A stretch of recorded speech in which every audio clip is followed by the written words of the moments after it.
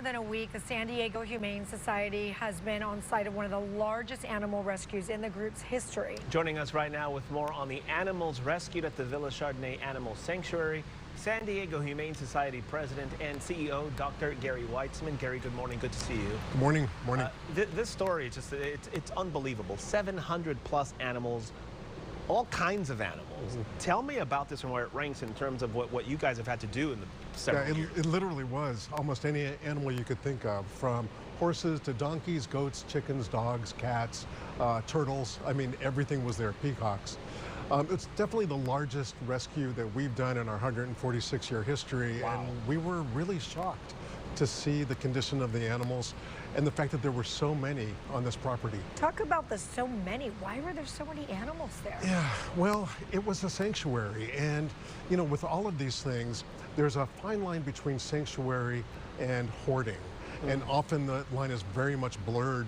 In this case, the intentions may have been absolutely noble to have a final refuge for animals that might not have been placeable otherwise, or chronic illnesses, or just no home. And then it just deteriorated over the number of years that the sanctuary was open to a situation that was absolutely the textbook definition of neglect. And neglect is really a form of abuse. So I'm glad that we got in there. When this story broke last week, I had several messages from viewers saying, how does this place, how did it function for this long to get to this point? Nobody checked in. What about licensing? What about somebody from the government? Somebody. How was this allowed to get to this point with absolutely no one checking in? Yeah, that's actually the question that we have as well. Now, you might note that Julian, where the sanctuary is located, is not within the jurisdiction of San Diego Humane Society per se. But we do have humane law enforcement officers who are licensed throughout California. But we weren't called in because it's not our jurisdiction. It was a jurisdiction of other agencies. Others had looked into Villa Chardonnay in the past. County Animal Services, the Humane Society of the United States, now Humane World for Animals. The problem is that some things that look terrible to us may not actually be illegal by the law. It has to get to a point at which there's no question that a search warrant and a seizure is vindicated. Who runs the sanctuary? Right now it's being run by the trustee of the bankruptcy court. So that trustee is actually right now technically the owner of the sanctuary. Whenever there's a bankruptcy, the one thing that the law cannot do is force someone out of their primary residence. So awkwardly, the founder of the sanctuary is still currently living on property until the court can determine what happens to her. But what happened to all the animals then? They were allowed to stay on the property, which is good, because what the biggest challenge we had was, what do we do with nearly 300 horses, ponies, donkeys on the property? 300? Just getting those animals to another place to keep them would have been almost impossible. If you know the geography up there near Julian, it's mountainous, it's switchbacks, getting trailers there and moving them. So we're there 24/7. Yeah. We have security there. We have our officers there. We're taking care of all the animals that are currently up there.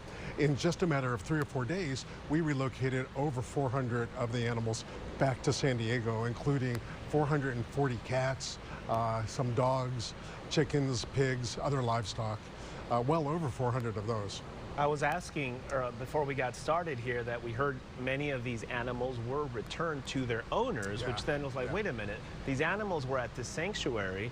What do you mean returned to the, and you explained that these owners had turned these animals over to the sanctuary for whatever reason. People can't care for these creatures anymore. Right. Explain how that went down and how the return goes if somebody said, I can't take care of this animal, and all of a sudden now they have it back. Yeah. That's been one of our biggest and one of the most unusual aspects of this case. Yeah. We actually are there, we are now the owners of the animals, the Humane Society, but it's not on our property, so that's why we're there 24/7. But the biggest challenge now was getting word to all of those previous owners that we had their animals now, because many of them had no idea that their animals were in the condition that they were in. So they were promised medical care, they were promised a comfortable end of their lives. None of that was happening. These animals did not have enough food. They didn't have enough space. They weren't cleaned. The horses had hooves that they couldn't even walk on. When we got in there, there were horses that were down in their stalls that probably hadn't stood up in months. So these owners, previous owners, had no idea. This is for the law to decide, but they were convinced the situation would be different by the sanctuary, and they have their own cases there. If there are people who are watching right now and they want to help in any way, how can they do so? Oh, please, we could use the help. We definitely could. Well, first of all, we are maxed out on our space for dogs.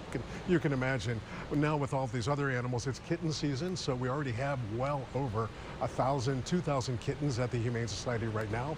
So we really could use people to come in and please adopt or foster or volunteer or donate. Even that last one, I can't tell you how important that is right now. We expect and we want to be in situations like this where we can help animals, but this will add another $250,000 to well over a 7-figure price tag for us. It seems like such a daunting task. It really does. Dr. Gary Weisman, we appreciate the time at San Diego Humane Society. Thanks for joining us.